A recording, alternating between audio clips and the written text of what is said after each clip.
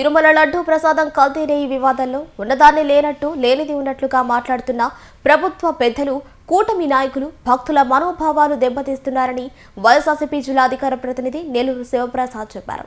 నెల్లూరు జిల్లా ముతుకూరు మండలం కేంద్రంలోని వైఎస్ఆర్సీపీ కార్యాలయంలో ఆ పార్టీ నాయకులు మీడియా సమావేశం ఏర్పాటు చేసి మాట్లాడారు. శివప్రసాద్ మాట్లాడుతూ కల్తీ నెయ్యి శాంపిల్స్ తీసిన ట్యాంకర్లు వచ్చింది కూటమి ప్రభుత్వ హయాంలోనేనని చెప్పారు. ఆధారాలు లేకుండా కూటమి నాయకులు ఆరోపణలు చేసినట్లు సిట్ సిబిఐ రిపోర్ట్ల ద్వారా తేటతెల్లమైందన్నారు. ఈ మధ్య కాలంలో 24 నుంచి వచ్చిన తర్వాత 24 జూన్లో ఒక అభియోగం చేయడం జరిగింది. కూటమి ప్రభుత్వం రాగానే మన దేవదేవుడైనటువంటి వెంకటేశ్వర స్వామి లడ్డు మీద కొన్ని కుట్రపూరితమైనటువంటి ప్రశ్నలు వేయడం జరిగింది.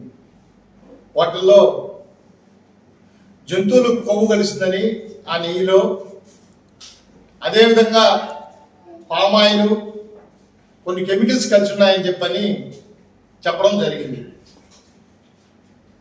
అదేవిధంగా ఈ ప్రశ్నకి సమాధానం యాక్చువల్గా చెప్పాలంటే కూటమి ప్రభుత్వమే చెప్పాలి. ఎందువల్ల అని అంటే 24లోని ఈ విషయాన్ని తీసుకొచ్చింది బయటకు. అప్పుడు మన ఈ రకమైన సిబిఐ కానీ సిట్ కానీ ల్యాబ్ రిపోర్ట్లో ఏం తెలియదు అనేది మీ అందరికి తెలిసిన విషయమే. కానీ టీడీపీ కూడా ఎందుకు నెయ్యిలో కల్తీ జరిగిందనే విషయం మీద పదే దాని మీద వాళ్ళు గత ప్రభుత్వంలో అది జరిగింది, గత ప్రభుత్వంలో ఇది జరిగింది అని చెప్తున్నారు. కానీ అసలు జరిగింది ఏ రోజు నుంచి దీన్ని బయటికి తీసినారు. ముందు 2024లోనే జూన్ 12, 21, 25 తేదీల్లో దాని మీద వాళ్ళు లడ్డు గురించి మాట్లాడడం జరిగింది. అదే జూలై 4లో లడ్డు ప్రసాదం తయారీ కోసం టీటీడీకి వచ్చినటువంటి ట్యాంకర్లు స్థానికంగా టీటీడీ ల్యాబ్లో పరిశీలన చేయడం జరిగింది. ఆ పరీక్షల్లో 24 జూలై 6న 2 ట్యాంకర్లు, జూలై 12న 2 ట్యాంకర్లు నెయ్యి కూడా టీటీడీ స్థానిక ల్యాబ్లో పరీక్షలు నిర్వహించడం జరిగింది. నాణ్యత లేదని నిర్దేశించిన ప్రమాణాలు లేవని వాటిని టీటీడీ గోడౌన్ నుంచి తిప్పి పంపిన తర్వాత ఆ మేరకు సంబంధించిన కంపెనీకి కూడా మెయిల్ ఇవ్వడం జరిగింది.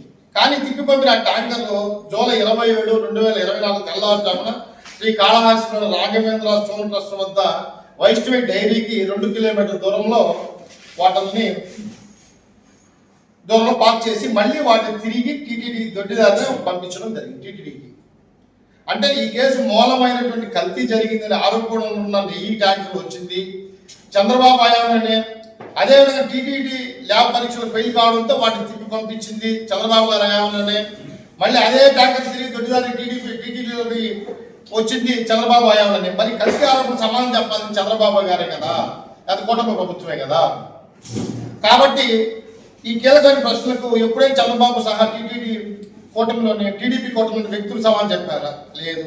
పవన్ కళ్యాణ్ అయినా సమాధానం చెప్తారంటే ఆయన ప్రశ్నించకపోతే మా మోకపోయినట్టుంది. అదేవిధంగా షార్ట్ షీట్లో ఏముందో ఇది మామూలుగా మీకు తెలుసు, సిట్ షార్ట్ షీట్ కానీ సిబిఐ షార్ట్ షీట్ కానీ అది మీకు నేను ఏం చేస్తుందో మీకు పేపర్ పరంగా మీకు ఇస్తాను. కానీ ఇట్లా వాళ్ళు చాలా క్వశ్చన్స్ చేయడం జరిగింది. అంతకుముందు ఆరోపణ నెయ్యి ట్యాంకర్లు జూలై 25, 24 టీటీడీ గోడౌన్ నుంచి వెనక్కి పంపారని మే నెల 5వ తేదీ 2025న దాఖలు చేసిన మొదటి షార్ట్ షీట్లో సిబిఐ సిట్ స్పష్టంగా పేర్కొంది. ట్యాంకర్ను డైవర్ట్ చేసి జూలై 20కి శ్రీ కాళహస్తి దగ్గర రాఘవేంద్ర స్టోన్ ట్రస్ట్ దగ్గర పార్క్ చేశారని సిబిఐ సిట్ ఛార్జ్ షీట్ ద్వారా 6/5/2025 64 పేజీల్లో చెప్పింది. అదేవిధంగా తర్వాత 4 ట్యాంకర్లు కూడా దొడ్డిదారిని తిరిగి మళ్ళీ టీటీడీకి వచ్చాయని, వాటి లడ్డు ప్రసాదం వాడడానికి కూడా సిట్ మన తాజాగా దాఖలు చేసిన సిట్ ఫైనల్ సప్లిమెంటరీ చార్జెస్ షీట్లో 23/1/26 పేజీలు 44 పేజీలతో చెప్పింది. ఇప్పుడు మళ్ళా టీడీపీ కుట్ర ప్రశ్న ఏంటంటే ఆరోపణలు వాళ్ళు చేసేది ఏంటంటే తిరుమల ప్రసాదంలో జంతువుల కొవ్వు, గొడ్డు మాంసం, కొవ్వు పంది, ఫిష్ ఆయిల్ కలిసింది. సరే, లడ్డు తయారు వాడే నీరు జంతువుల కొవ్వు, గొడ్డు మాంసం, కొవ్వు పంది, కొవ్వు కలవలేదని దేశంలో ప్రతిష్టాత్మకమైనటువంటి ఎన్డీఆర్ఐలు స్పష్టం చేశాయి. ఈ ల్యాబ్ రిపోర్టు సిబిఐ సిట్ తన షార్ట్ షీట్లో పొందుపరిచింది. సెప్టెంబర్ 18, 2024న ఎలాంటి ఆధారాలు లేకుండా ఆరోపణలు చేసిన చంద్రబాబు గారు తన ఆరోపణలు తప్పని ల్యాబ్ టెస్టుల్లో తేలింది. ఇప్పటికీ దాని మీద క్షమాపణ కానీ దాన్ని రివిజన్ చేయడం కానీ దాని మీద వాళ్ళు ఏ రకమైనటువంటి విధానం చూపకుండా మరలా వాళ్ళు ఎన్డీబీబీ ఇచ్చిన రిపోర్టు జంతువులకు ఉందని వాళ్ళు రకరకాల రిపోర్ట్ ఇచ్చిందని Chandrababu page number short sheet page number 35లో ఉన్నట్టు లోకేష్ చెప్తున్నారు కదా. మన లోకేష్ గారు చెప్పారు.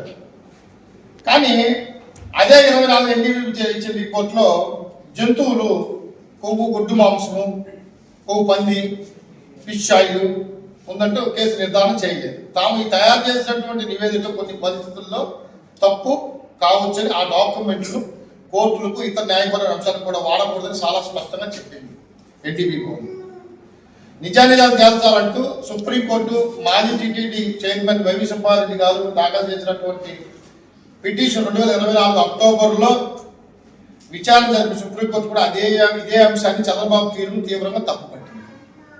నిర్ధారణ రిపోర్ట్ ఆధారంగా ఎలా మాట్లాడుతూ కోట్ల మంది భక్తుల విశ్వాసాన్ని ముడిపడి ఉన్న అంశంపై వీరు దారుణంగా దాన్ని పరిశీలించాలని పోయి భక్తుల యొక్క మనోభావాన్ని దెబ్బతీస్తూ పెద్దన్న పాత్ర పోషించకుండా ప్రభుత్వంలో ఉండి 1-2 సార్లు సరిచూసుకొని మాట్లాడాల్సి పోయి ఆ రకంగా మాట్లాడకుండా వాళ్ళు ఎందుకో రెండో అభిప్రాయం తీసుకోలేని కూడా అడిగింది.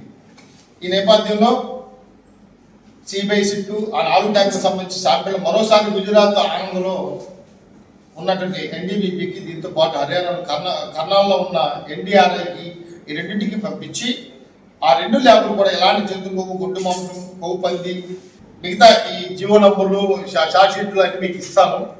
కానీ ఈరోజు ప్రభుత్వం పెద్దన్న పాత్ర పోషించాల్సి పోయి 5 కోట్ల మంది ప్రపంచంలో ఉన్నటువంటి 100 కోట్ల మంది జనాభా యొక్క మనోభావాన్ని దేవదేవుడి యొక్క భక్తుల యొక్క మనోభావాన్ని దెబ్బతీస్తూ దానికి ఒక క్లారిటీ ఇవ్వాల్సింది పోయి దాన్ని తప్పుదారి పట్టించే విధంగా ఎందుకు అలా ప్రవర్తిస్తున్నారో పెద్దలకే తెలియాలి ఈ విషయాన్ని. వాళ్ళు లేని దాన్ని ఉన్నదాన్ని లేనట్టుగా చూడటం కరెక్ట్. ఇప్పుడు ల్యాబ్ రిపోర్ట్లు ఇచ్చింది 2024 2024 ఎవరి గవర్నమెంట్ ఉంది? అసలు దీన్ని పట్టుకుంది, దీన్ని తిప్పి పంపించినంత 2024 జూన్ జూలై ఉన్నాయి కదా. అది ఎవరి గవర్నమెంట్ ఉంది? చంద్రబాబు నాయుడు గవర్నమెంట్ ఉంది. మరి దాన్ని తప్పు చేసింది ఎవరు? చంద్రబాబు నాయుడు గవర్నమెంట్. దాని మీద వివరణ ఇవ్వకుండా రకరకాలుగా ఆపసంపాలు పడుతూ ఎవరినో కించపరచడానికి మీరు దేవుని యొక్క భక్తుల యొక్క మనోభావాన్ని దెబ్బతీయకుండా మీరు ఆ దేవుడు విధానాన్ని బస్టు పట్టించే విధంగా ప్రవర్తించడం ఇది మంచి చర్య కాదు. కాబట్టి ఖచ్చితంగా పెద్దల పాత్ర పోషించి ప్రభుత్వంలో ఉన్న వ్యక్తులు నిజ నిర్ధారణ కమిటీలు న్యాయంగా పద్ధతిగా ఆ దేవదేవుని యొక్క అభిమానాన్ని సులభనాలే కానీ తప్పుడు విధానం అవలంబించి ఆయన యొక్క ఆగ్రహానికి గురి కావడం అంత మంచిది కాదని మీకు ఏదో చెబుతూ దాని మీద సమగ్ర విచారణ చేసి మీరు ఇప్పటికైనా మనసు మార్చుకొని నిజాలేదో బయట పెట్టి జనాల భక్తుల యొక్క మనోభావాన్ని దెబ్బతిని చూడాలని కోరుకుంటూ